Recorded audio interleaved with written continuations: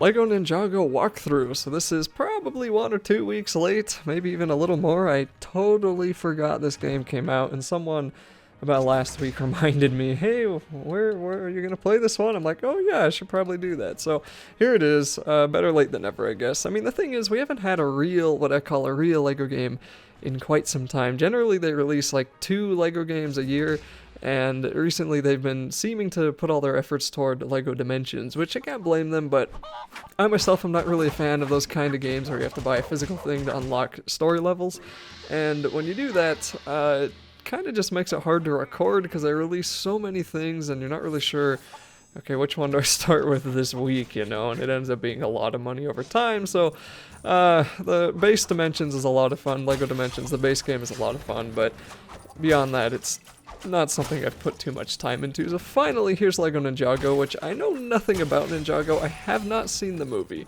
but I know that some of the cutscenes in this game are taken straight from the movie, so I guess I'll see most of the movie inside the game. For that reason, I won't be having any cutscenes in my videos because I don't want to risk getting in trouble for uploading movie scenes, you know, so if you want to see those, you'll probably be better off watching the movie yourself or buying the game, and I'll have a link where you can buy it in the description. It's available for most major consoles, including PC. As usual, I think it's cheaper on PC, but they may be the same all across now. Anyway, so Ninjago is a lot of fun at first glance. They have changed quite a few things. So number one, at the top, you see that true ninja meter. If you remember back with the early Star Wars, Lego Star Wars games, you would get that, and it's called True Jedi. You get enough studs, you fill it up, you get a fancy reward when you finish all of them, and it was 1 meter per level, but in this game it seems to be that meter goes up no matter what you're doing, so you don't have to worry anymore about getting it up per level, you just have to worry about getting it up. So it's kind of like a level bar, if you want to think of it that way. So that's kind of cool. That means you don't really have to worry so much about returning to a previous level for specifically that stupid True Jedi thing. But they still have all the other collectibles. They have the equivalents to mini kits, they have character unlocks, they have red bricks, and they have a new skill unlock system that we'll see here in a couple of seconds or minutes depending on where it is. This first level, this dojo, is the prologue, and all we're doing is trying to defeat the Master Chicken and also learning the combat. The combat is actually pretty insane. I did not expect this level of ninja-ness in a Lego game, but it makes sense because it is Ninjago.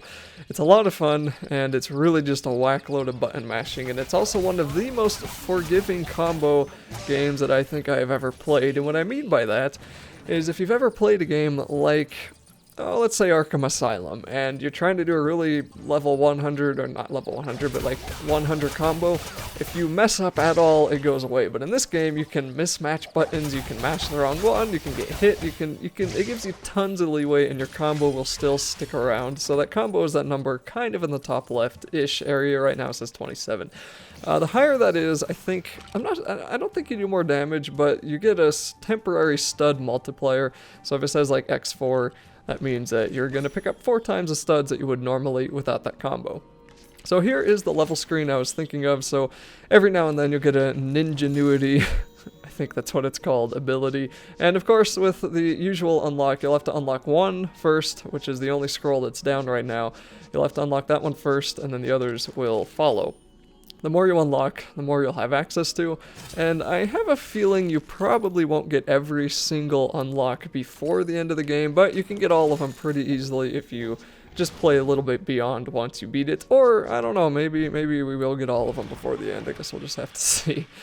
There's a lot of useful upgrades on there. The ones I'm going to be going for at first are just increased number of studs, but there's other useful ones like increased stun time, easier combos, more even more forgiving combos. There's a whole lot of things, you can just look through all of them. And they're really not too hard to get. If you just play through the game, you'll just start unlocking them as you go, and it's not too bad. This first level really is just a glorified tutorial, but it is a lot of fun, and I gotta say, this Master Chicken, once we fight him, is gonna end up being one of the tougher enemies for at least the first couple of levels, which is kind of strange, but that's probably just because a lot of the enemies in the next levels will follow a lot of the same moves that this chicken does, so I guess you just know what to do. I don't know. There are going to be a few enemies here and there that will start blocking your attacks, and I think we'll start running into them at wave 3 or so. And if they start blocking your attacks, all you're going to want to do is do a different move. So if you're going to be mashing X all the time, you'll want to switch it up and start jumping and mashing X, or trying to get them stunned and then pushing B. A few times here you see that B button is showing up. I'm trying to push that, but the window's a little bit weird on this first level. I don't know why it was harder for me to get that to activate here. I finally get it activated, and we did this earlier in the tutorial, but it just sends them flying in the air. You get a really high combo and down they go. Later enemies, it seems to be a little bit easier to do that for some strange reason. So there's our first enemy that was blocking our attacks, and as you saw, you just got to do something different, go around him, anything different at all, and that'll make it to where he isn't blocking you all the time. And this just seems to be a pretty decent way of making sure you're not going to rely on the same moves the entire game, because that would kind of defeat the purpose of throwing in a bunch of different combos if you don't use any. So get used to them. They're not hard to learn, and pretty sure you can access the tutorials for them again in the menu if you need to later, but they're not really too hard to remember either. So once we're done with all of these waves, I believe the chicken is going to be next. Here's the master chicken jumping on top of a dummy, and he'll have this kind of new boss bar. So I guess in the previous Lego games, when they had a health bar, it was a ton of hearts, and they've changed it a little bit over the years, but this one is just 3 sections, and you damage him for the first 2, and then the last one will go away once you do a really cool combo looking move. So he'll be spinning around like he is there, and you can't really do anything when he's red and glowing until he gets dizzy, and then you can go and attack him and have your way with this chicken's dummy.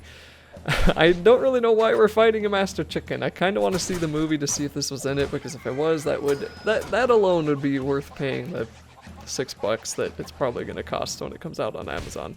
I heard the Ninjago movie wasn't as good as the previous ones, which doesn't surprise me, but it's a Lego movie, what do you expect?